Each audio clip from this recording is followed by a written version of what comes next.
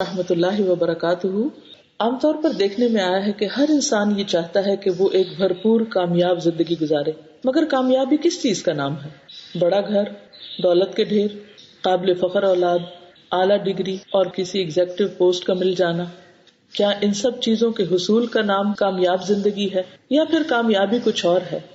بظاہر دیکھنے میں بہت سے لوگ اس اعتبار سے تو کامیاب انسان کہلائے جا سکتے ہیں، لیکن بہت سے لوگ ان چیزوں کے مل جانے کے باوجود بھی خوش نہیں ہوتے۔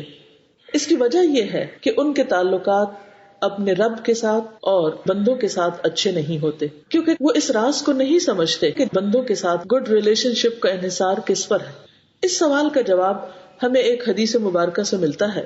رسول اللہ صلی اللہ علیہ وسلم نے فرمایا، لا یؤمن احدکم حتی یحب لاخیہ ما یحب لنفسہ، تم میں سے کوئی بھی اس وقت تک مومن نہیں ہو سکتا جب تک وہ اپنے بھائی کے لیے وہی نہ چاہے جو وہ اپنے لیے چاہتا ہے۔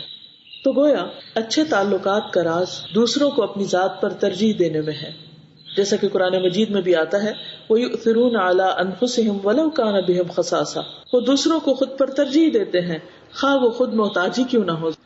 حقیقت یہ ہے کہ جو انسان خود اپنی ذات میں جیے، صرف اپنا فائدہ سوچے، وہ کبھی بھی کامیاب زندگی نہیں گزار سکتا، کیونکہ کامیاب انسان تو وہی ہے کہ جس سے دوسرے لوگ اچھا سلوک نہ بھی کریں تو بھی وہ ان کے ساتھ اچھا سلوک کرتا رہے۔ وسعت قلب اور وسعت ظرف والے ہی دراصل خوش قسمت لوگ ہیں۔ تو آئیے ٹارگٹ بناتے ہیں کہ ہم ان لوگوں کے ساتھ بھی اچھا سلوک کریں گے جو ہمارے ساتھ اچھا سلوک نہ کریں۔ اللہ تعالی ہمیں اس کی توفیق عطا فرمائے۔